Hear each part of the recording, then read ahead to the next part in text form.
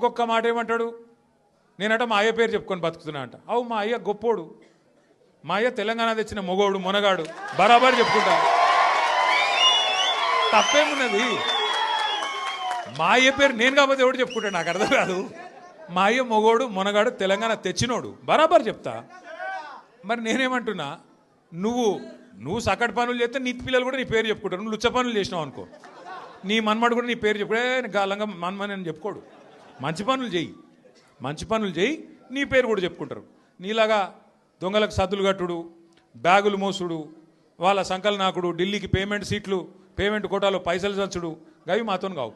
కొట్లాడతాం, మొగాళ్ళలాగా కొట్లాడతాం, మునగాళ్ళలాగానే బతుకుతాం, తెలంగాణ పౌరుషంతో బతుకుతాం. నీలాగా బతుకం, ఢిల్లీకి గులాములక్క మాత్రం బతుకం. ఢిల్లీకి సంచులు మోసుకుంటా, ఢిల్లీలో పోయి బీజేపీలతో రాసుకొని పోసుకొని తిరుక్కుంటా, జడ్జీల కాళ్ళు పట్టుకుంటా, అయ్యో నన్ను కేసుల లోపల నుక్కకుర్రి అని చెప్పి డైవులు కొట్టుకుంటా, గా బతుకు అవసరం లేదు. బతికిన నాళ్ళు దర్జాగా బతుకుతాం, చచ్చినప్పుడు కూడా రాయలుగా చచ్చిపోతాం. అంతేగాని ఇట్లా చిల్లర పనులు చేయవు. మా లీడరు అన్నది పక్కకు పెట్టు, తెలంగాణ తెచ్చిన నాయకుడు అన్నది పక్కకు పెట్టు, 2 సార్లు ప్రజలు గెలిపించిన ముఖ్యమంత్రి అనేది కూడా పక్కకు పెట్టు. మా నాయన కదా, మా నాయన తిడితే కొడుకుకు రేషం రాదా? ఇక్కడ దాకుంది కోపం, ఇక్కడ దాకుంది. దొరికితే ఎడమకాలు చెప్పు తీసుకొట్టాలని ఉంది. కానీ ఏం చేయాలి? ప్రజాస్వామ్యం. ఎకతక్క మాట్లాడితే మళ్ళీ ఏమంటారు, అగో వీనికి అహంకారం ఉంది రాబోయ్ అంటారు. అహంకారం నాదా అయినదా? నేను గుంటూరులో చదువుకున్నా అంటాడు. అరే నేను గుంటూరులో చదువుకుంటే నీకేం వచ్చింది రాబోయ్, నాకు అర్థం కాదు.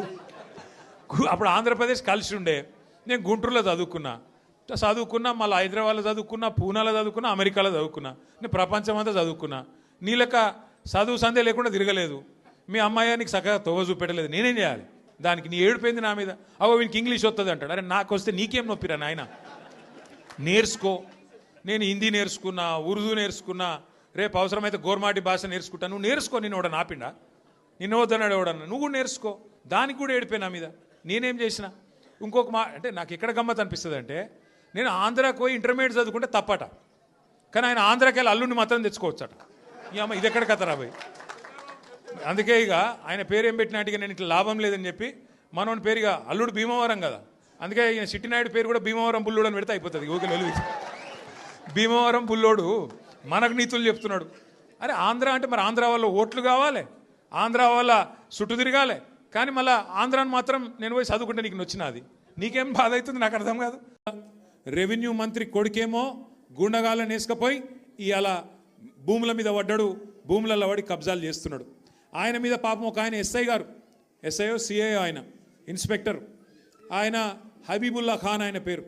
హబీబుల్లా ఖాన్ అని చెప్పి నిజాయితీ గల పోలీస్ ఆఫీసరు రెవెన్యూ మంత్రి కొడుకు దౌర్జన్యం చేస్తుంటే, భూముల కబ్జా చేస్తుంటే ఆయన మీద కేసు పెట్టిండు. కేసు పెడితే ఇప్పుడు ఆ పోలీస్ ఆయన తీసుకుపోయి ఎక్కడో లూప్ లైన్లో వారేసిండ్రు. హబీబుల్లా ఖాన్కు ఇలా నిజాయితీగా పనిచేసినందుకు నజరానా ఇచ్చిండ్రు. ఏం నజరానా ఇచ్చిండ్రు? తీసుకుపోయి ట్రాన్స్ఫర్ చేసి ఎక్కడో ఊరవతల వారేసినారు. అట్లే ఇంకో మంత్రి బిడ్డ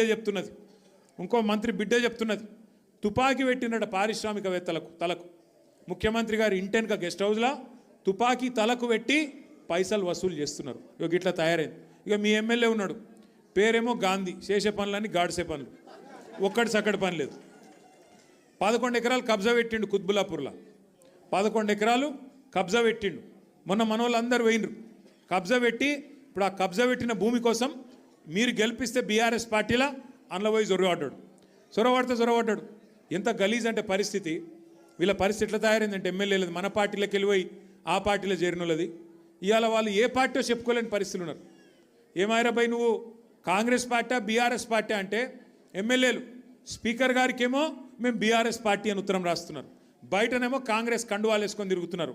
ఇక స్పీకర్ గారేమో కళ్ళుండి చూడలేని ధృతరాష్ట్రుడు అయిపోయింది పాపం. ఆయన కనబడతలేదంట. గాంధీ కాంగ్రెస్లో తిరిగేది మీ అందరికీ తెలుసు గల్లీలలో, అని స్పీకర్కు తెలుస్తలేదంట. గాంధీ మంచోడు, చాలా మంచోడు, ఆయన బీఆర్ఎస్ పార్టీలోనే ఉన్నాను అన్నాడు. మరి బీఆర్ఎస్ పార్టీలు ఉంటే ఇలా బీఆర్ఎస్ పార్టీలో అనిల్ రెడ్డి చేరుతుంటే మరి గాంధీ ఏడి ఉండాలి కదా, ఇక్కడ లోకల్ ఎమ్మెల్యే అంటాడు. నిజంగా మన పార్టీలు ఉంటే ఇక్కడ ఉండాలి కదా.